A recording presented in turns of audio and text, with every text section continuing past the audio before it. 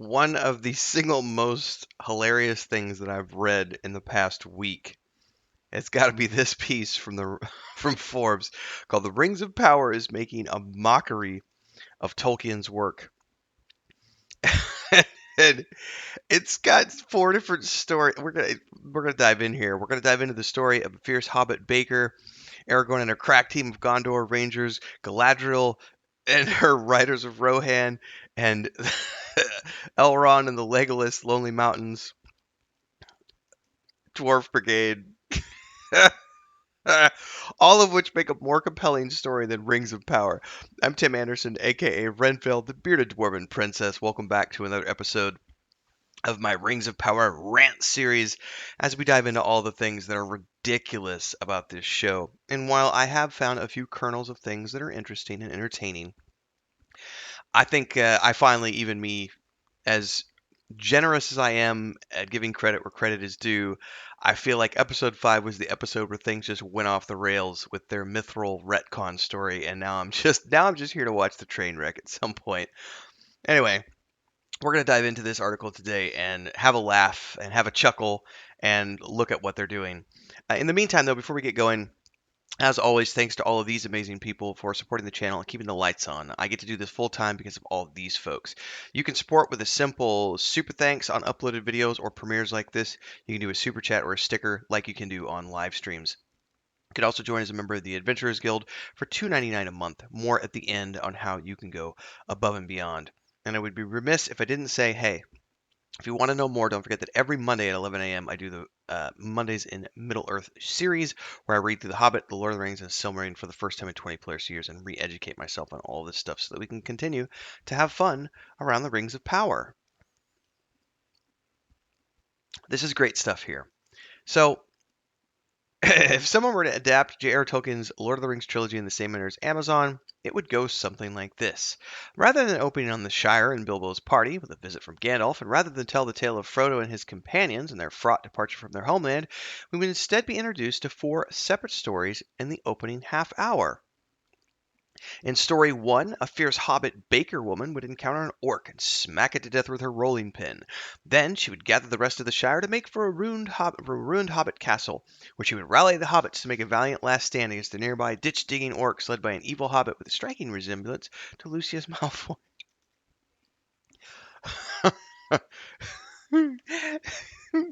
Oh, I don't know anybody who's Team Bronwyn at this point. FYI, that speech she gave, she's like, "You're the village healer. What are you on about? Like, follow me.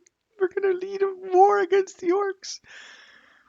In story 2, Aragorn and a crack team of Gondor Rangers, go Gondor Rangers, would head for Mordor, where they'd soon be captured, but Aragorn would be set free to take a message back to his people: submit to Sauron or face extinction.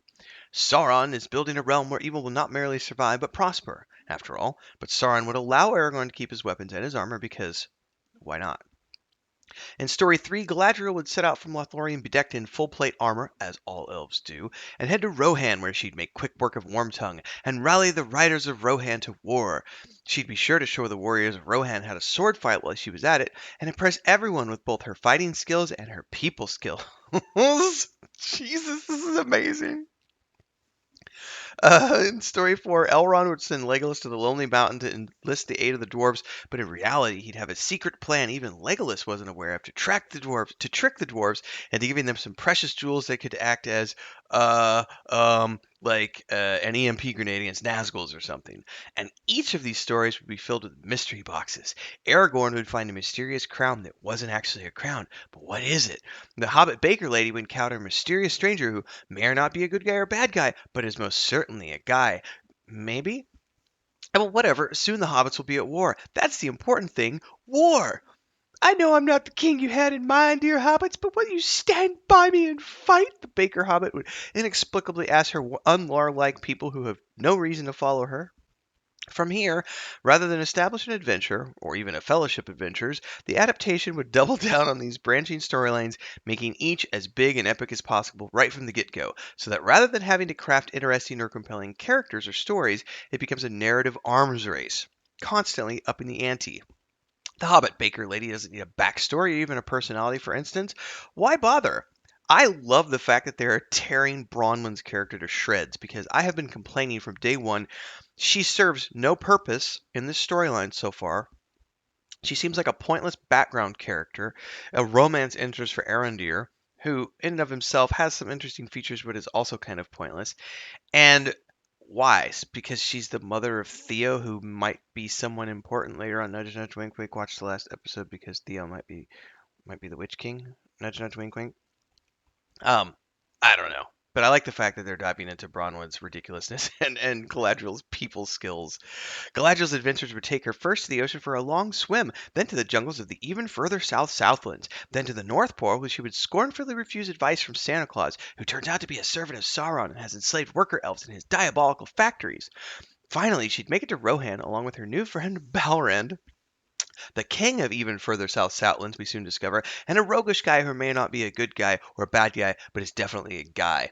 And in Rohan, we'd get lots of examples of what incompetent simps the Rohirrim are. Eowyn and Éomer would constantly argue over every imaginable thing. Éomer and his best friends would have an ongoing dispute because he tried to get kicked out of the Rohan Cavalry Brigade. The plains are always right. The sea is always right thing is quite amazing. Um, Says his friend is actually Boromir in this version too, because why not? They argue a lot. Gosh, do they argue? But Boromir is able to get a nick on Galadriel in their Bali sword fight when she takes on several dozen riders of Rohan at the same time. So now he's a general and can abuse his friends even more. And at the Lonely Mountain, Gimli and Legolas would form an odd but enduring friendship marred by the absolutely gobsmacking ridiculousness of Elrond's bizarre plan to trick the dwarves, and neither would spend any time fighting orcs because, don't worry, boys, Hobbit Baker Lady and Galadriel got this. Yes, girl! Oh my god, the yes, girl! Yes, girl! Give me the meat and give it to me raw. They go down as the best line in the entire run of Amazon's The Rings of Power. Oh my God, there's a whole lot more here, ladies and gentlemen. I just think that you need to take the time to read through this at your leisure. It is one of the most hilarious comedic hit pieces. I've read through it, kind of verbatim, so I got to give credit where credit is due. This is written by Eric Kane, senior contributor over and I've read a couple of his articles before on the Rings of Power.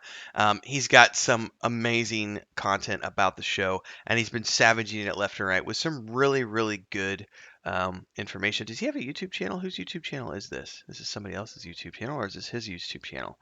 Dun, dun, dun. So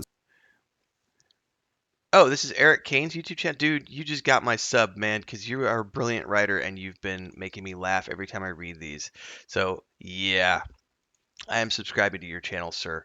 I think everybody should subscribe to this guy. I've read several of his pieces at Forb. He is freaking hilarious. Um, yeah, great stuff, Eric. I mean, kudos, sir. I applaud you for another amazing piece from Forbes. This has got to be the funniest thing I've read all week. Take it at your leisure, read through it. Let me know your thoughts below. There is going to be a link to both the article. I'll put a link to Eric's channel as well in the description, so make sure to follow him, give him some support and love, because his stuff that I've read so far in Forbes has been spot on about everything about the show that we love to hate. As always, thanks to these amazing people for keeping the lights on, for keeping me full time on YouTube. Support the channel on a premiere like this. You can do a super chat or a sticker, contribute what you can and what you want. After the fact, you can do a super chat down or a super thanks down below. You can also do the membership option, which is $2.99 a month. You can also, if you want to go above and beyond, go over to the Patreon page where my brother, my wife, and I have The World of the Weave and the Void, 5th edition tabletop setting point and click adventure game, and a book series, all being done through our Patreon. Check that out.